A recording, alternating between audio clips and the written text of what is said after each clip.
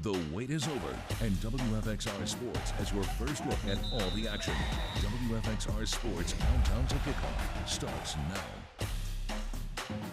Hello, everyone, and welcome to Countdown to Kickoff. I'm Jermaine Farrell. And I'm David de Guzman. Here we are on the campus of Virginia Tech in the shadow of Lane Stadium, and it's great to be here. I tell you, it's great. I mean, just think about it. We're not too far away from kickoff of the college football season, and we're not too long from now this place will be rocking as Lane Stadium. The fans will be jumping to enter Sandman and getting ready to welcome Brent Pry as the new head coach of the Hokies. Now, David, of course, Virginia Tech isn't the only place that is preparing to usher in a new era. UVA, they're going to welcome in Tony Elliott at the helm in Charlottesville. And then over at Liberty, a new quarterback for the first time in 3 years after Malik Willis dazzled all of us for the last 2 seasons. But we're going to start with our ACC schools in the Commonwealth. 2 new head coaches competing in the final season in the Coastal Division. I am kind of old school. I like the division, and a champion in a division and play. But I want what's best for the exposure for Virginia Tech. Brent Pry has been getting a lot of exposure lately, crisscrossing the Commonwealth ahead of his first season as a college football head coach. And before divisions become a thing of the past in the ACC, Pry looks to elevate the program to a championship brand. They didn't come to Tech to go 6-7. They came to Tech to compete for championships. And we don't understand exactly, collectively as a group, how much we got to invest and pour into this thing to win a championship. But we're going to get there. Also looking to contend for the last Coastal Division title is Virginia. The Cavaliers, now led by former Clemson offensive coordinator Tony Elliott, who is taking the pressure off of winning the Commonwealth Clash, a game the Hoos have lost 17 times in the last 18 seasons. You have to become a champion before you ever get to a championship moment. And so we understand the importance of winning that game versus Virginia Tech, and a lot of respect for Coach Pry and the program and what they're doing up there. But for us, it's not focusing on Virginia Tech; it's focusing on Virginia, and understanding that if we come out the gate and we make Richmond the most important game on the schedule, and we take that one-game mentality mindset that it's a season of its own, then when we get to Virginia Tech, then we'll be prepared to put forth our best effort in a championship moment and then let the cards fall where they fall. In the ACC preseason poll, Miami picked to win the Coastal Division. Virginia predicted to finish 4th, while media members had Virginia Tech finishing 5th. Also worth noting that Clemson, not pictured in this graphic, was chosen to win the ACC outright.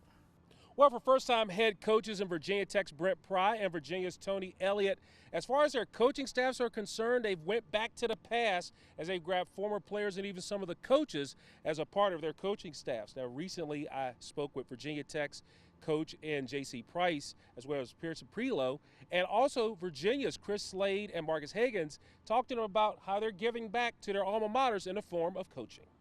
What our players need to hear is that they are guys that have been exactly where they are now. Guys that are continuously passionate about this university, continuously passionate about the VT that's on the helmet. So when you get Eddie Royal to come back and talk to this, group that we have here, they see it.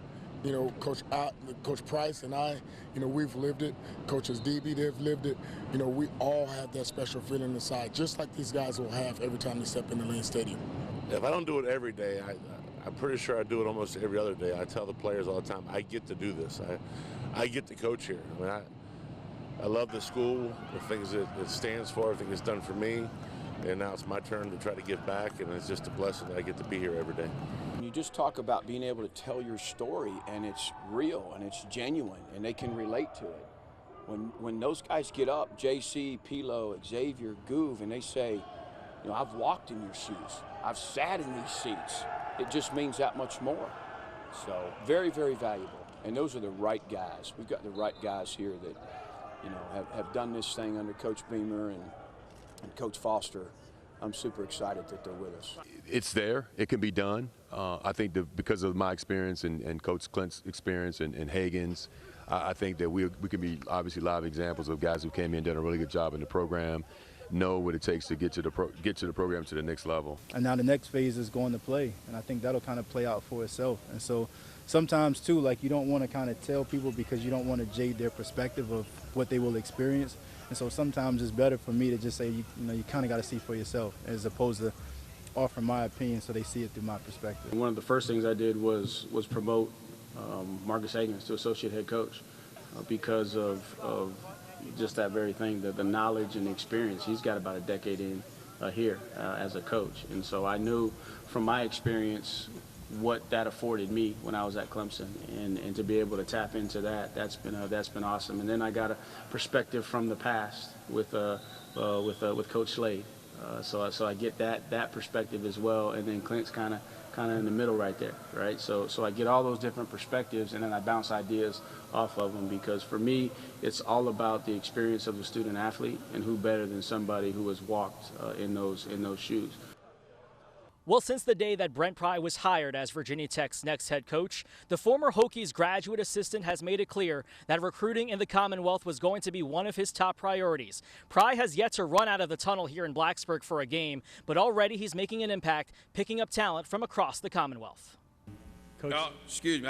Yeah, looks like the Hokies just got another commitment. Thank you for the heads up in the back. Even when he's on stage addressing the media, Brent Pry is picking up future Hokies. Yeah, we just got better, guys. While the moment at ACC kickoff may have been staged, Pry's commitment to searching the Commonwealth for talent is genuine, realizing the program had been behind the 8 ball when it comes to attracting talent from Virginia. We got to fix that. But you get what you emphasize.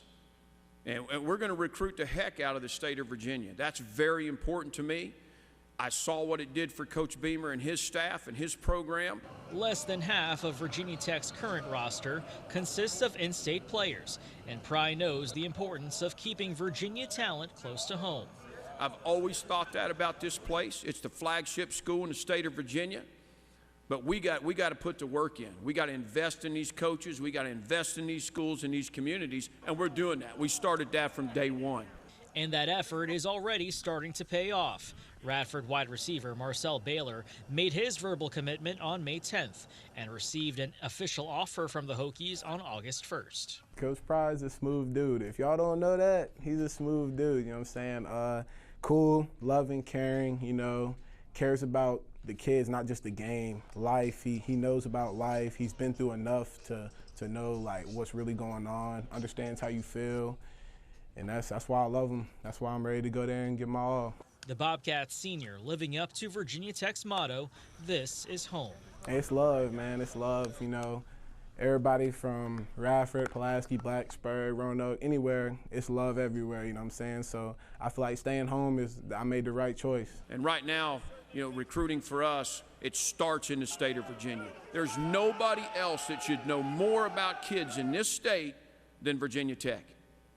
No other program, not North Carolina, not Penn State, not South Carolina, nobody else is going to know more about these prospects in the state of Virginia than us. We're not going to win all those battles, but we're going to win some of them.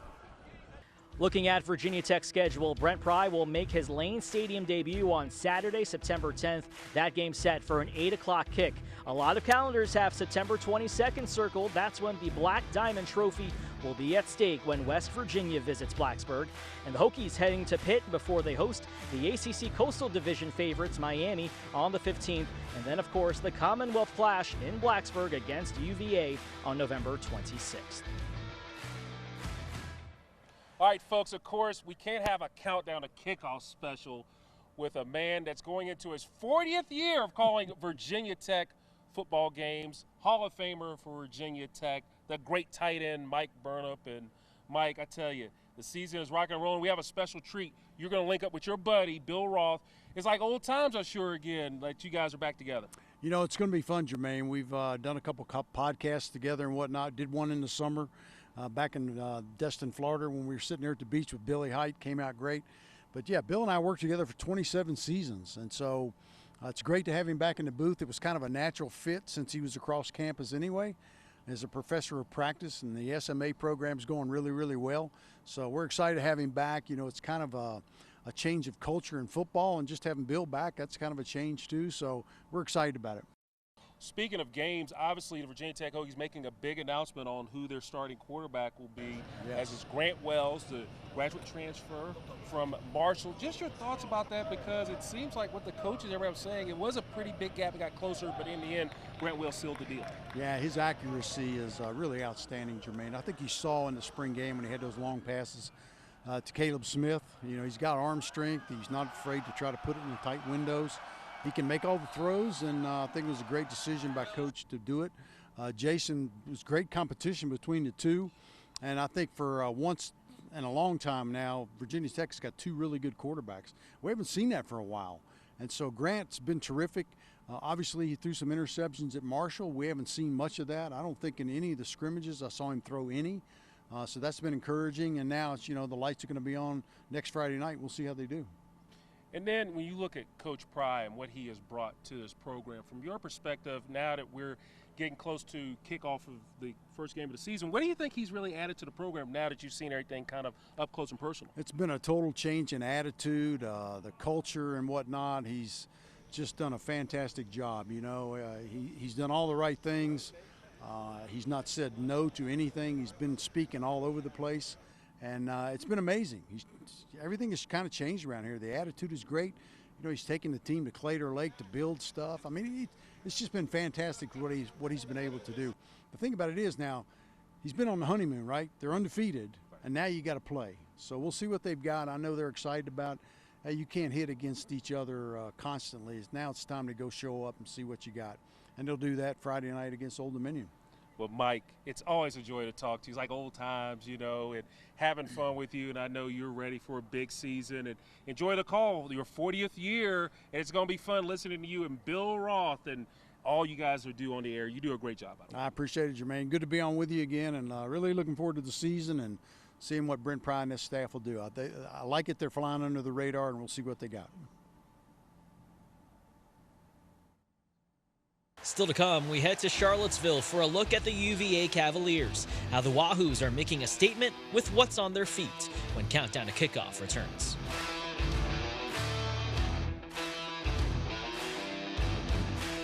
Gotten really comfortable. I think honestly within this last week, I just feel like I really have a good grasp. Like I thoroughly have a good grasp of it. Not anything specific. I just feel like if I coach it, you know, I know what Coach Lamb wants. In a year dominated by new faces, a familiar one returning at UVA, Brennan Armstrong preparing for his 5th and final season as the Cavaliers quarterback. The Shelby, Ohio native owns numerous school records and is on more than a few preseason award watch lists this year. And we're back with Countdown to Kickoff. And David, for a lot of athletes, sneakers, the things on your feet that you use to walk in, they can be an art of self-expression, especially at the University of Virginia. Yeah, for this next story, we consulted our own sneakerhead, Ryan Moy of WFXR Sports. And as he found out, what you wear on your feet can actually speak louder than words. The Cavaliers are never too shy to show off their so-called drip. Me, I'm a shoe guy. That's one of my passions. Not only did the team have some fun at ACC Media Day, the Cavaliers brought the heat on their feet. First of all, the press conference, Carla Williams shows up with like an exclusive pair of Air Jordan 4s. So I said, oh man, we're gonna have a great time together. And then we did a video on social media talking about drip. So everybody had to show off kind of one of their favorite pair of shoes. The team showed up wearing a custom pair of sneakers painted by licensed artist and University of Virginia alum Lindsey Huff. And if that last name sounds familiar, she's the wife of former Virginia in 2019 NCAA championship basketball forward Jay Huff. Traditionally, I've done a lot of canvas paintings, watercolor paintings, but really after graduation, I wanted to kind of branch out, switch it up a little bit, and just kind of picked up shoes as my canvas. There's something so cool about actually wearing the artwork, I think. Well, each shoe tells a story of the individual, their passions, and their connection to the University of Virginia. And for players and Coach Elliott alike, they also tell the story of where they come from. It's just a bunch of hometown stuff for me. Like I have my high school team that has like an arrow going to UVA, got my number on the back, and then I don't know if you can even see this. Cedar Point. Cedar Point. Yeah, that's where I grew up north. Check it out. Okay, so on mine, it talks about the day that I was hired at UVA and went from Clemson. On one shoe, it talks about who I am as a former student athlete, an engineer, and as a coach. It talks about my family, and then also what my desire is for the program. For Huff, her walking art is a labor of love.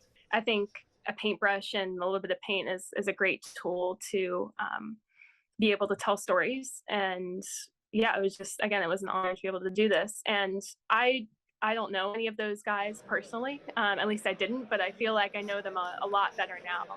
Although the Cavaliers' shoes tell the story about where they're from, their play on the field this season will take them where they want to go.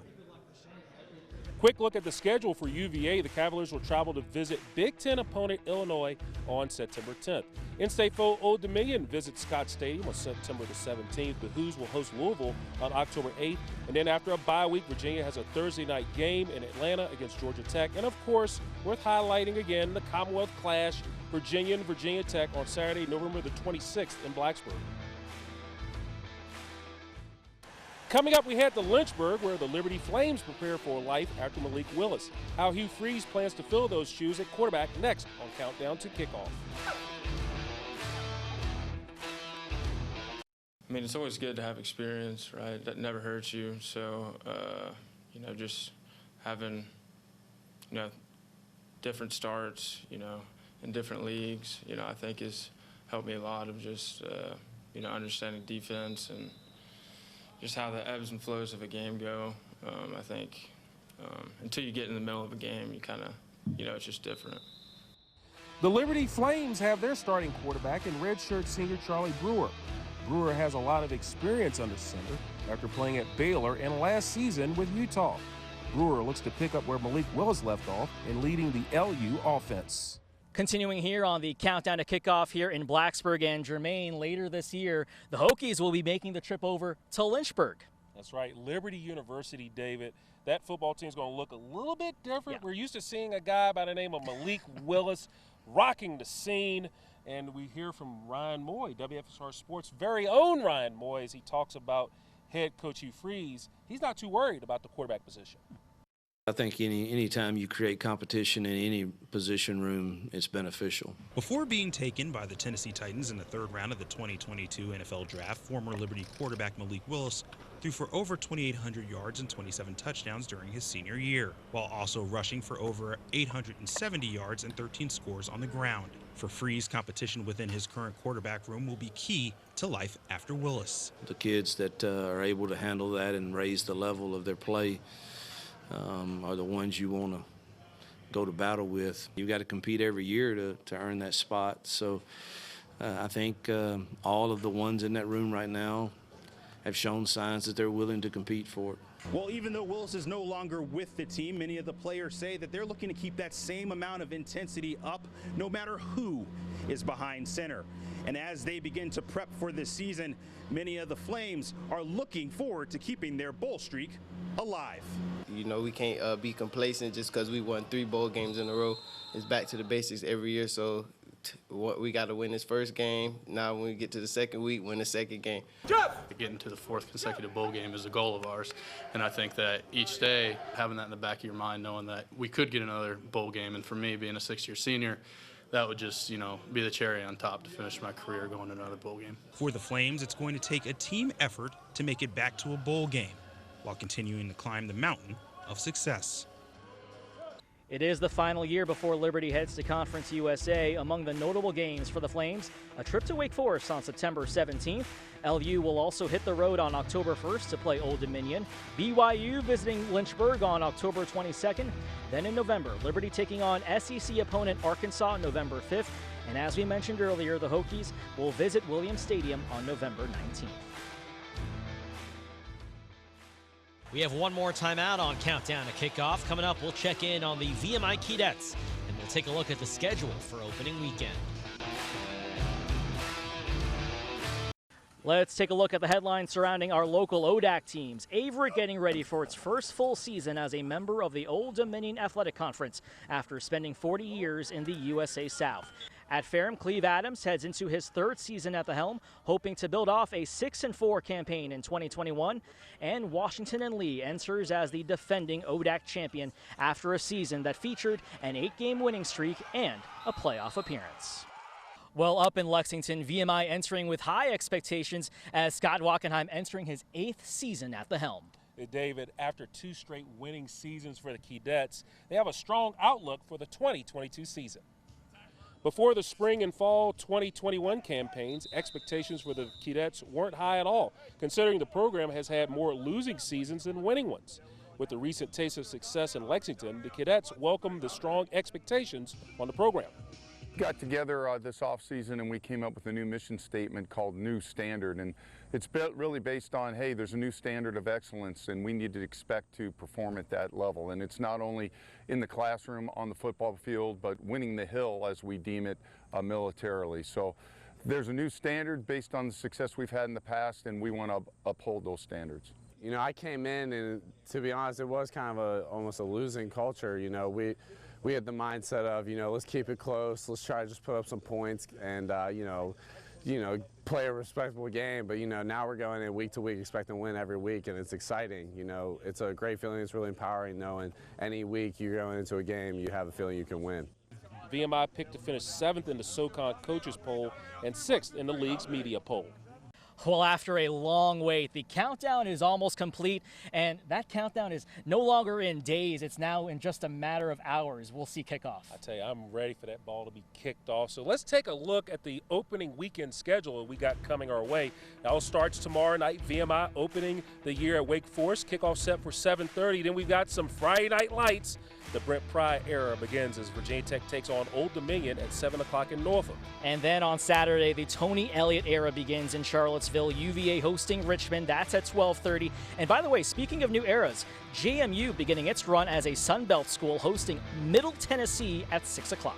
Then we take a quick look at the Division III schedule. Tomorrow night, Ferrum is at UVA Wise, while Wilmington, Ohio visits Southern Virginia and Buena Vista. Then on Saturday, Averett hosts Apprentice, while Washington Lee takes on Christopher Newport.